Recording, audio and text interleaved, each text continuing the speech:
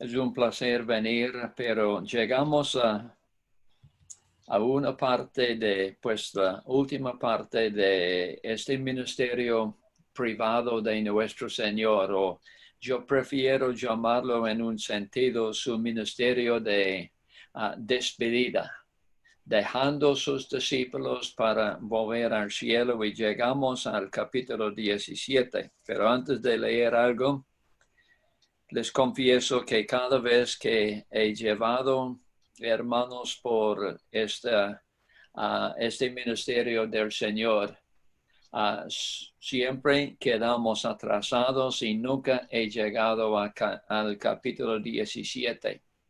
Y en un sentido no tengo deseos, porque me parece que es casi irreverente de tomar la oración de una persona, mucho menos la persona de Jesucristo, y analizar en un sentido su oración. ¿Cómo va a sentir algún hermano si alguien graba su oración y después lo lleva a casa para dividirlo en partes y analizar la oración? Pero cuando llegamos a este de nuestro Señor, yo en un sentido, la única vez que recuerdo hablando enseñando sobre este capítulo, tenía como 19 años. Cuando uno es joven y no tiene mucho conocimiento de la palabra, piensa que sabe todo, pero en últimos años no he atrevido a tocar un capítulo tan precioso. Hay algunos que dicen que durante estos capítulos es como pasando por el tabernáculo o el templo. Empezando en capítulo 13, tenemos a la fuente, el Señor lavando los pies de los discípulos. Pero cuando llegamos al capítulo 17, estamos en el lugar santísimo. Estamos en un sentido, algo que es más allá de nuestro entendimiento. Un hermano ha escrito algo y es para mí muy precioso. Dice que el ministerio privado de nuestro Señor empieza en capítulo 13 con el Señor mirando hacia abajo y poniendo sus manos en los pies empolvados de los discípulos cuando lavó sus pies.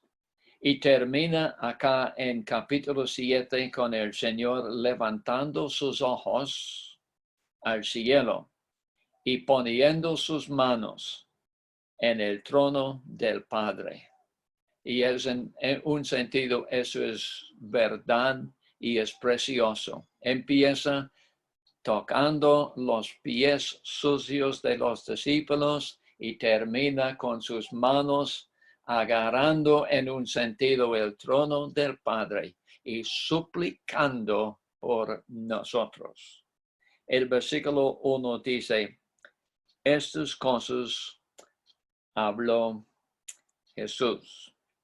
Y solamente anteayer me di cuenta que es con frecuencia que tenemos esta frase: estas cosas habló Jesús. Por ejemplo, en el capítulo 14 y el versículo 25, el Señor dijo: os he dicho o he hablado, pues si quiere, estas cosas. Cuando llegamos al capítulo 15, versículo 11, estas cosas os he hablado. Llegamos más adelante al capítulo 16, versículo 1, estas cosas os he hablado. Y bajando al versículo 6, antes porque os he dicho o hablado estas cosas. De nuevo en el 25, estas cosas os he hablado. El versículo 33, todavía en capítulo 16, estas cosas os he hablado. Ahora en capítulo 17, estas cosas habló Jesús. Y en el capítulo 18, el primer versículo, habiendo dicho Jesús estas cosas, salió con sus discípulos. No vamos a tomar el tiempo de leer todo el capítulo, pero cuando estamos leyendo el capítulo 17, hermanos, tenemos que terminar con el primer verso del capítulo 18, porque este nos da el ambiente de esta oración. Habiendo dicho Jesús estas cosas, salió con sus discípulos al otro lado del torrente de Cedrón, donde había un huerto en el cual entró con sus discípulos, o sea, ya entró en Getsemaní. Si él estuvo en la ribera de esta quebrada, se llama un torrente, pero solamente un torrente en tiempo de invierno o en tiempo de cuando se derritaba los nevados en la región de Jerusalén. Pero recordando que cuando el Señor Jesucristo ora aquí, está tal vez no más de 9 horas de ser crucificado. Está para ser prendido y llevado a los sacerdotes y a los escribas. Y sin embargo, dice en el versículo 1 de nuevo, del capítulo 17, estas cosas habló Jesús y levantando los ojos al cielo. Esto también es algo interesante porque creo que son 3 veces en el Evangelio de Juan que tenemos esta expresión que el Señor levantó sus ojos o alzó sus ojos. En capítulo 6, él alzó sus ojos y vio la multitud. Vio la multitud necesitado. Vio este grupo grande de personas y él tenía compasión de ellos porque necesitaban de comer. Y él miró, cuando alzó sus ojos, miró con cuidado y atendió a su necesidad. En capítulo 11, allá vemos al Señor y están con María y Marta en Betania. Está allá y el Señor cuando había dicho quitar la piedra y removieron la piedra, y él alzó sus ojos al cielo y suplicó al Señor para la resurrección de Lázaro. Acá él alza o él levanta los ojos al cielo y dijo, de nuevo, el primer versículo de capítulo 17, dijo, Padre, la hora ha llegado. He dicho antes, para cualquier que no estuvo escuchando en este tiempo, que 5 veces en el Evangelio de Juan tenemos la expresión que su hora o su tiempo no había llegado, no era su hora. Y ya tenemos 5 veces cuando habla de su hora había llegado. Y esta es la última, ya la hora. Toda la historia de la humanidad gira alrededor de esta expresión. Toda la vida de Cristo acá en el mundo estaba moviendo hasta este momento. La hora ha llegado, la hora de su crucifixión, la hora de su muerte, la hora de su sufrimiento. Pero hermanos, la hora cuando expiación por el pecado fue hecha y terminada la obra de redención. La hora ha llegado.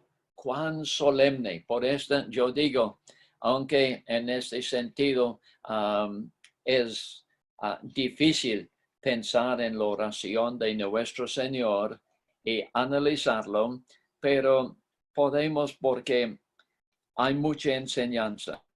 Dice, la hora ha llegado. Glorifica a tu Hijo, para que también tu Hijo te glorifique a ti. ¿Cómo le has dado potestad sobre toda carne para que dé vida eterna a todos los que le diste? El versículo 3 más bien está en paréntesis. Pasamos al versículo 4 en el momento. Yo te he glorificado en la tierra. He acabado la obra que me diste que hiciese. Ahora pues, Padre, glorifíqueme a tú al lado tuyo con aquella gloria que tuve contigo antes que el mundo fuese. Esa es la primera parte de la oración de nuestro Señor.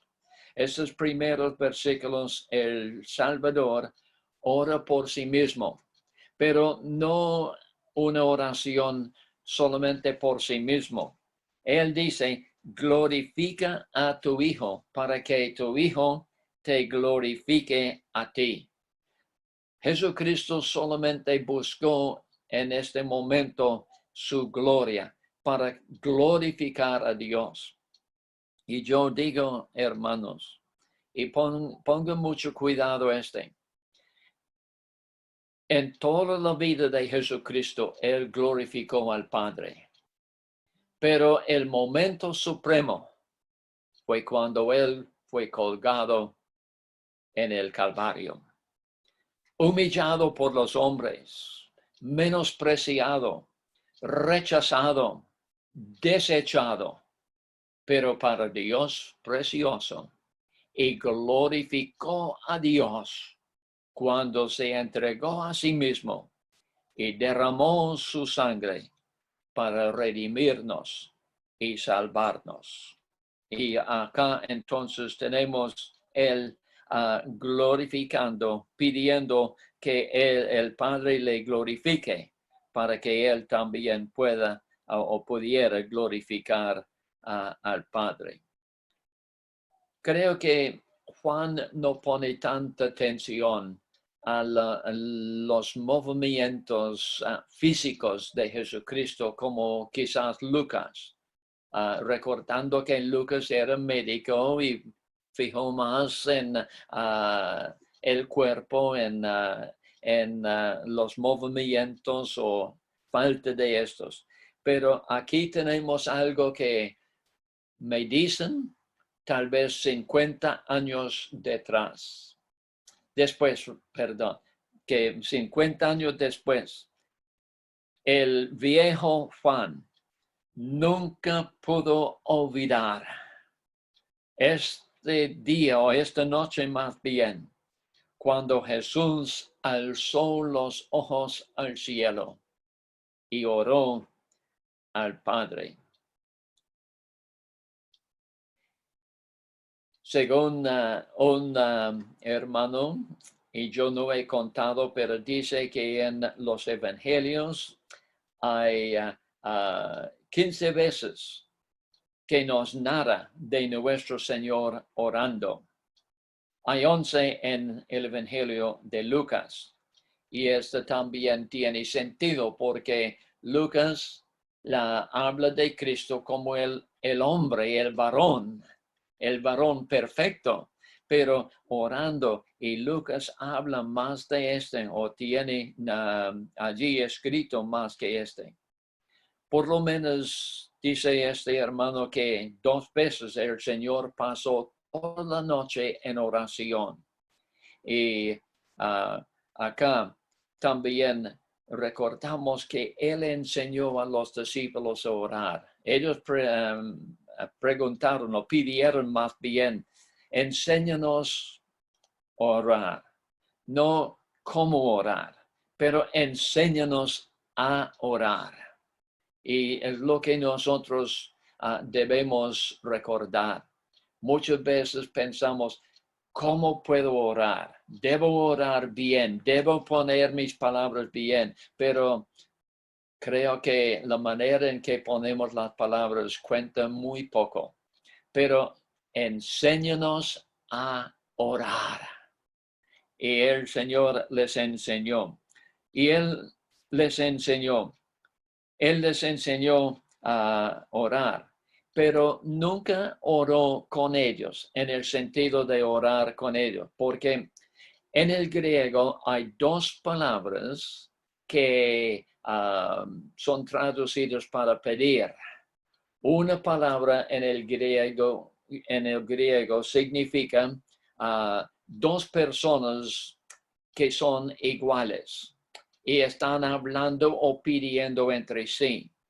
Y la otra palabra traducida en pedir o orar es suplicarle a uno que es superior, siendo inferior, pidiendo a uno que es superior. Y la palabra que el Señor Jesús siempre usó orando fue la palabra que indica igualdad. Pero nosotros oramos a uno que es superior y debemos tener en cuenta muy bien cuando estamos orando. No estamos hablando con fulano en la esquina. No estamos charlando con fulana en el trabajo. Estamos estamos suplicando al Dios quien es sumamente santo y alto. Y debemos siempre venir a Él con reverencia, con cuidado, no con temor, porque tenemos la confianza, pero debemos acercarnos con reverencia porque estamos hablando con el Dios del cielo.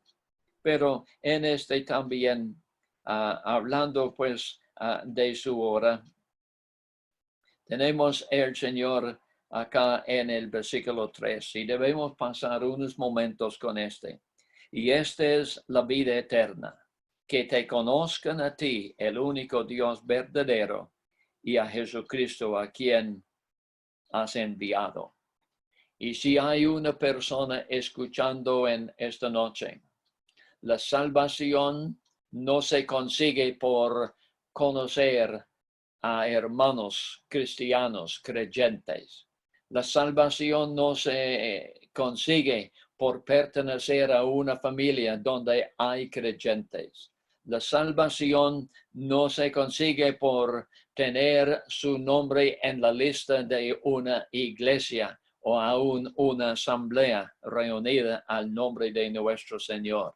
La salvación se encuentra en esta verdad, en conocer el único Dios verdadero y a su Hijo, a quien Él envió, a Jesucristo. Y pregunto si hay uno que en esta noche no puede decir con seguridad que yo conozco a Dios como mi Dios personal.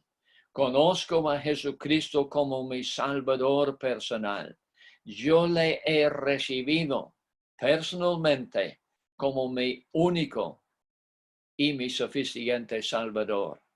Pero pasando pues al versículo 4, ya el Señor dice, yo te he glorificado en la tierra. Y la vida de Cristo glorificó a Dios. Y dice, he acabado la obra que me diste que hiciese. ¿De qué está hablando el Señor acá? Muchos dicen que Él estaba viendo a su obra en la cruz como ya había sido consumado. Era tan seguro que iba a allí morir y dar su vida. Y habla de este como ya fue terminado, pasado. Y es verdad, en el versículo 11, por ejemplo, el Señor dice, y ya no estoy en el mundo, pero estuvo en el mundo en este momento. Pero habla y dice que no estoy en el mundo como su éxodo, su salida del mundo ya cumplido antes de tiempo. Sin embargo, yo no estoy convencido de este. Creo que más bien cuando el Señor Jesucristo dijo, he acabado, he terminado la obra que me diste que hiciese. Claro, las palabras son parecidas a las que habló en la cruz cuando dijo, consumado es. Realmente viene de la misma palabra griega.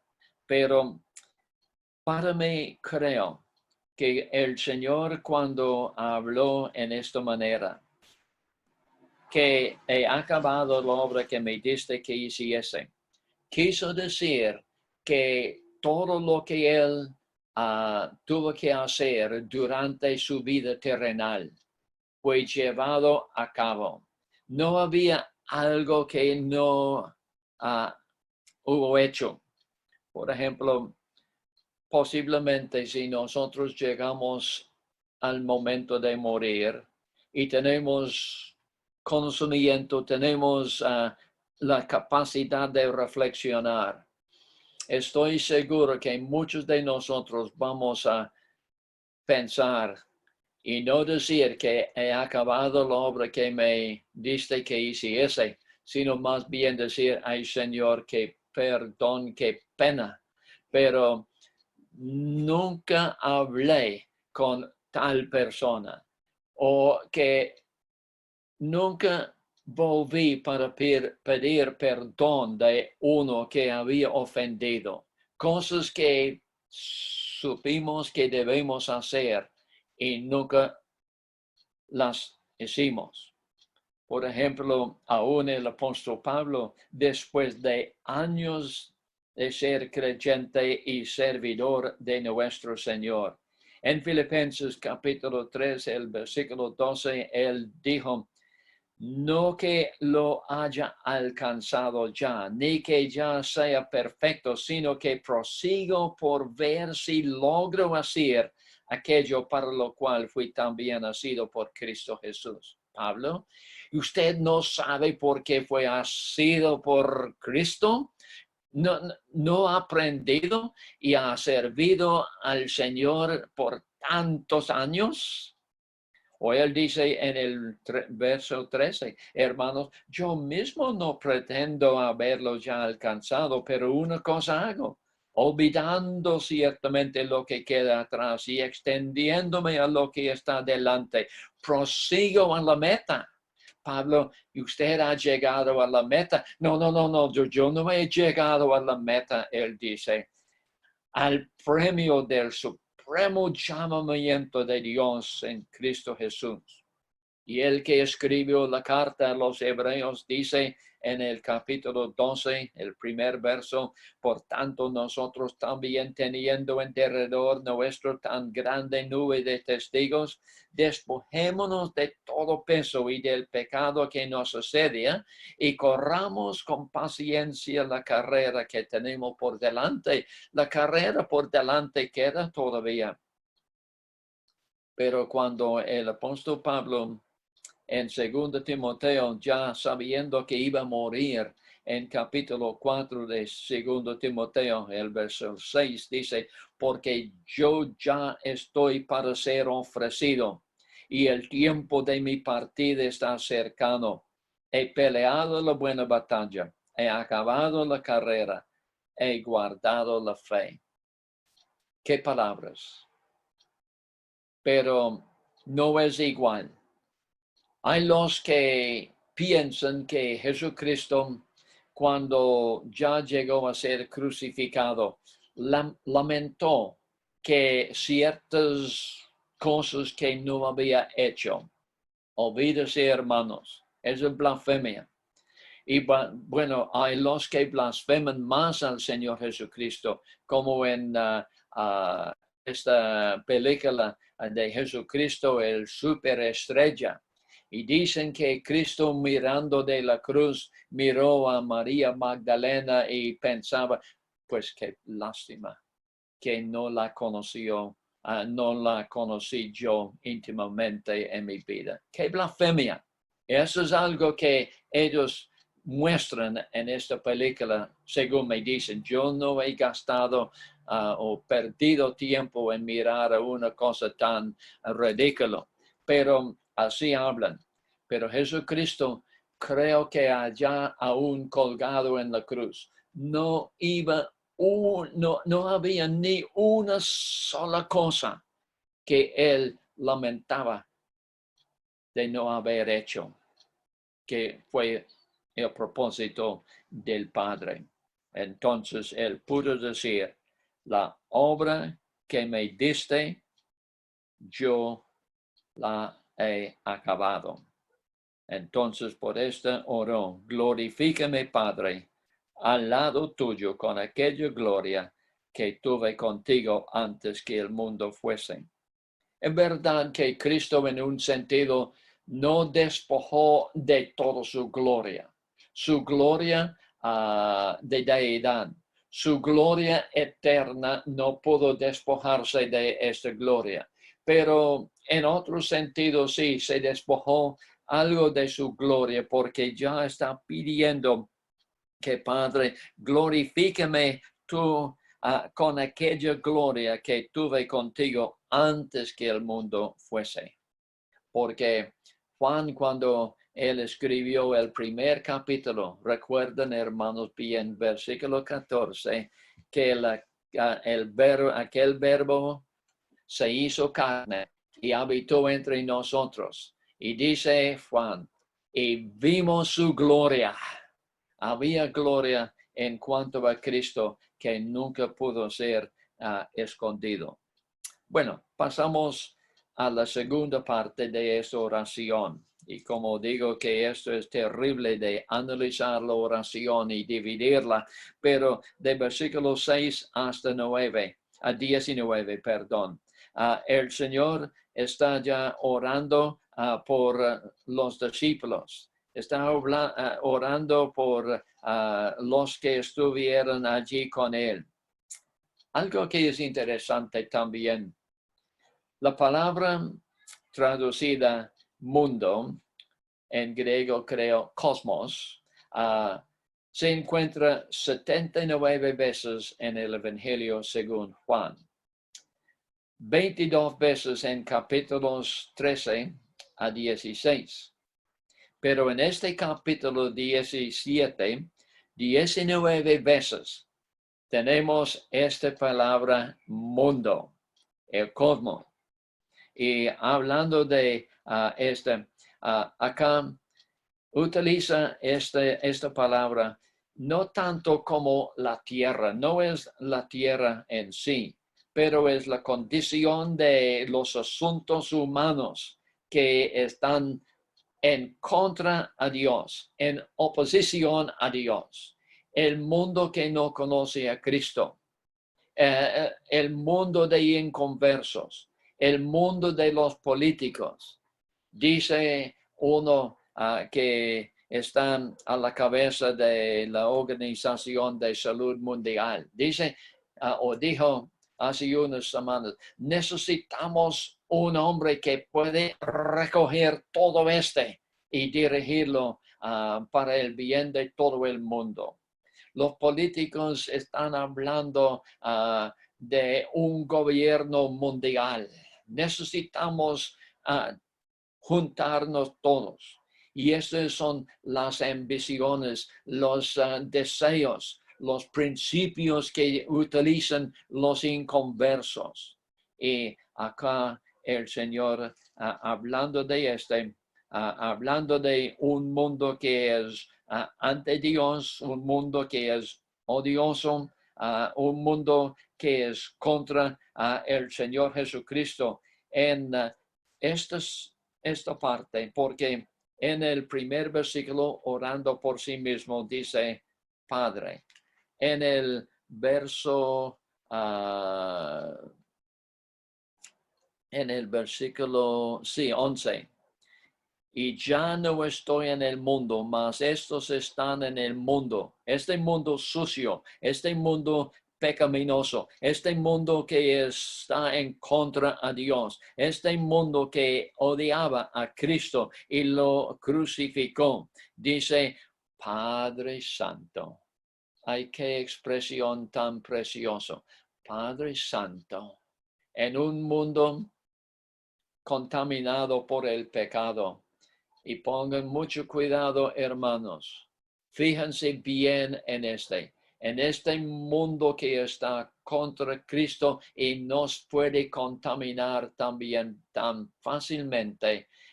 Tenemos un Padre que es santo, un Padre que es perfecto, un Padre apartado del pecado y quiere que nosotros estemos apartados del pecado. Estos discípulos, cuando el Señor ora acá y dice, Padre Santo, a los que me has dado, guárdalos en tu nombre para que sean uno, así como nosotros somos, así como nosotros. O sea que los discípulos tenían unión, pero lo que les faltó no era unión. La unión fue hecha por Jesucristo y la unión es hecha por el Espíritu Santo, según Efesios capítulo 4, pero les faltó unidad. Tenían la unión, pero no estaban unidos de corazón en sus afectos para Cristo y para el uno para el otro, sino les faltó Y el mundo para el creyente o será amigo o enemigo. No hay algo entre o es nuestro amigo o es nuestro enemigo. Y en el versículo 6 de esta parte, el Señor nos enseña, he manifestado tu nombre a los hombres que del mundo me diste. O sea, pues, salvados de el mundo. En el versículo 11, estamos en el mundo. En el 14, no somos del mundo. En el versículo 18, somos enviados de nuevo al mundo. Y como uno ha dicho, para sacar otras personas de este mundo y no tenemos más que ver con el mundo que salvos del mundo. Estamos físicamente en el mundo, pero no pertenecemos al mundo. Somos por Cristo enviados de nuevo al mundo para sacar a personas de este mundo, para que reciban a Cristo y salgan de este mundo. Y esto es en todo nuestra preocupación con este mundo. En el versículo 17, y es tan importante porque si queremos si queremos ser útiles en las manos del Señor, estando en el mundo, pero no de el mundo. Dice 17, santifícalos en tu verdad, tu palabra es verdad. Y nosotros debemos constantemente tener la palabra de Dios y la lectura de ella. No solamente la lectura para que yo pueda decir, como unos dicen que cada mañana antes de salir de casa debemos orar. Debemos leer la palabra de Dios. Pero yo dije a unos hermanos, creo, no fue a ustedes, pero con otros, si hay una hermana y tiene un bebé de 3-4 meses y el bebé no espera hasta las 7 de la mañana para despertar, sino a las 3 de la mañana tal vez el bebé está llorando. Y la pobre hermana está cuidando a este niño. Ya tiene que arreglar desayuno para los otros que tienen que ir a la escuela. Pasa todo el día haciendo oficio. Llega al fin del día y está tan rendida que prácticamente quiere caer a la cama dormida. A veces pensamos, bueno, yo debo leer mi porción de la Biblia para que si algún hermano me encuentra en la calle, ¿ha leído esta mañana, hermano? Ay, sí, hermano, ¿qué leyó? Oye, caramba, hermano, yo no recuerdo, pero yo leí la Biblia. Esto no tiene valor. Un versículo de la Biblia será mejor que un capítulo o 10 capítulos y no recordando, leyendo para tener algo en la mente. Pero sea pues por la mañana primera cosa o por la noche última cosa o al mediodía, pero tenemos que en alguna manera quitar algo de tiempo.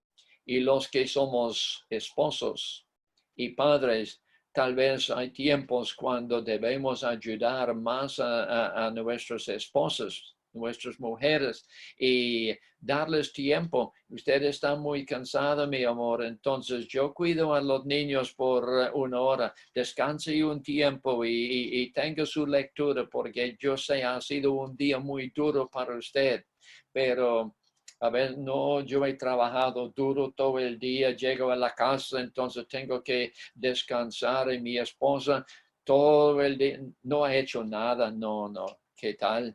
Pero así, nosotros necesitamos la palabra para santificarnos, para separarnos de tu palabra, de este mundo, por medio de tu palabra, dice el Señor, porque tu palabra es verdad. Y cuando nosotros estamos enseñando la palabra de Dios, es bueno contar anécdotas, es útil a veces, pero hay algunos que tienen tantos cuentos y historias que casi no llegan a la palabra de Dios. Nosotros siempre tenemos que basar nuestra enseñanza, sea pues la predicación del Evangelio, el ministerio de consolación, el ministerio de corrección, el ministerio de amonestación, el ministerio de dirección. Tenemos que basarlo sobre la palabra de Dios. Dice acá, santifícalos en tu verdad. Apártalos de la maldad, del pecado, en tu verdad, y tu palabra, dice al Padre, es verdad. Bueno, debemos pasar rápidamente a los últimos versículos del capítulo. Pues, versículo 20 dice, mas no ruego solamente por estos, sus discípulos, sino también por los que han de creer en mí por la palabra de ellos. O sea que acá el Señor estuvo orando por nosotros. No habíamos creído cuando Él fue crucificado, no habíamos nacido en este tiempo. Este fue antes, pero debemos, como han hecho algunos hermanos en esta noche, han dado gracias por el Evangelio que llegó a nosotros.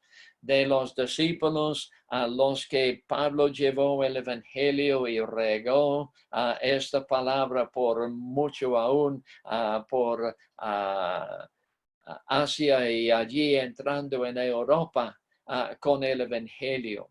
Y que el Evangelio llegó a nuestros países, que el Evangelio llegó a nuestras casas, a nuestros corazones, y que hemos escuchado, hemos recibido a Cristo como Salvador. No ruego solamente por mis discípulos, sino también por los que han de creer en mí por la palabra de ellos.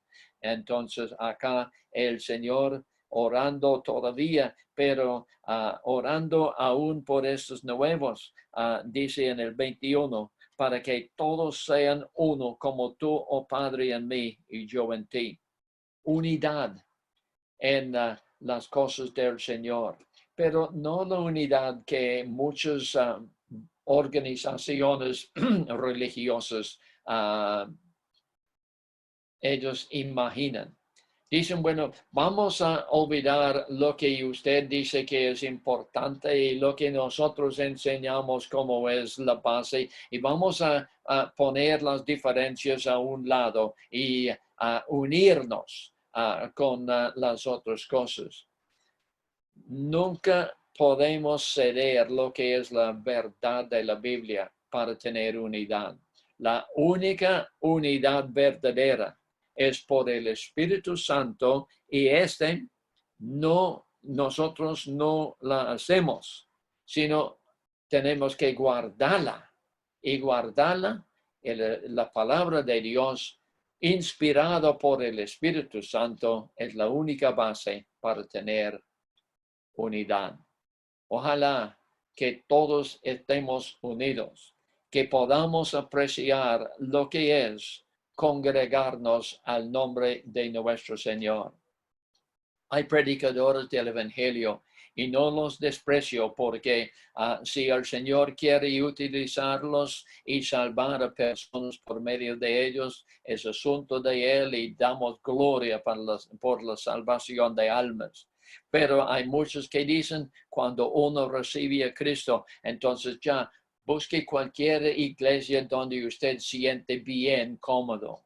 Pero a veces el Señor no quiere que yo esté cómodo, quiere chuzarme, quiere corregirme, quiere dirigirme. Aunque yo digo, yo quiero ir a la izquierda, el Señor dice, a la derecha es, o derecho. Hay que hacer estas cosas. Solamente estar cómodo no. Y ministerio solamente para hacer los hermanos cómodos no es siempre el ministerio necesario. A veces necesitamos corrección. Pero si estamos corrigiendo todo el tiempo, se cansan los hermanos. Hay más notas en la música que uno solo ve. Hay unos hermanos que tocan la misma nota cada vez que se paran para enseñar la palabra de Dios. Sea pues que lean en el libro de Génesis o en el libro de Apocalipsis, tienen el mismo mensaje de corrección, que ustedes han fallado y los hermanos se desaniman. Hay que tener una mezcla de ministerio. ¿Qué ministerio tan precioso aquí? De nuestro Señor. Pero es no solamente contemplándole hacia nuestro Señor, porque hay enseñanza para nosotros. Bueno, orando por ellos, dice que sean uno también. Todavía está orando por la unidad de ellos. Y aquí en esta parte, el Señor dice en esta parte de la oración, Él dice, ¿dónde es Padre justo? He cambiado a otra Biblia en el momento y no encuentro esta, pero está dentro de esos versículos. Él dice, menciona Padre justo. De todas maneras, allí está. En un mundo injusto. 25. En 25, Padre justo, sí. El mundo no te ha conocido. Eso es, hermano. El mundo no conoce a Dios. No conoce a Cristo. Sí hablan de Cristo, pero no lo conoce como el santo, el perfecto.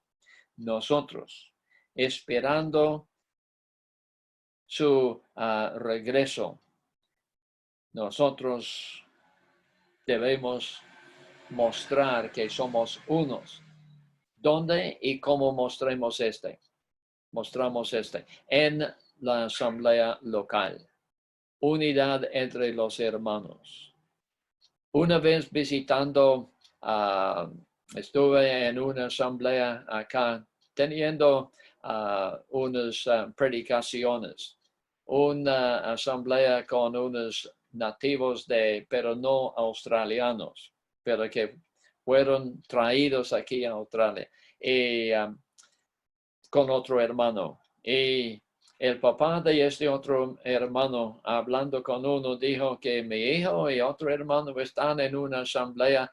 ¿Usted conoce esta asamblea no tan lejos? Ay, sí. Ellos les encantan tener disgustos. Esto no es unidad de hermanos. Eso no debemos ser conocidos por los disgustos que aún salen de la congregación, salen de la asamblea y rebosan por la calle. Y el mundo nos mira y dice, ellos obviamente no están muy contentos. Pero ya para terminar, el Señor orando por nosotros que no habíamos creído en Él en el tiempo cuando Él oró, en el versículo 18, habiendo dicho Jesús estas cosas, salió con sus discípulos al otro lado del torrente de Cedrón, donde había un huerto, en el cual entró con sus discípulos. Fíjense en este para terminar. Ya para ir a Getsemaní, y no tengo que volver y decirles que cómo afectó a Cristo su tiempo de oración en el huerto. Sin embargo, aquí está orando por sus discípulos y por nosotros que habíamos de creer en Él. Su oración como nuestro sumo sacerdote, orando por sus discípulos, por nosotros. Que el Señor nos ayude también de no quedar tan preocupados con nosotros mismos, sino con nuestro bendito Salvador Jesucristo. Oremos.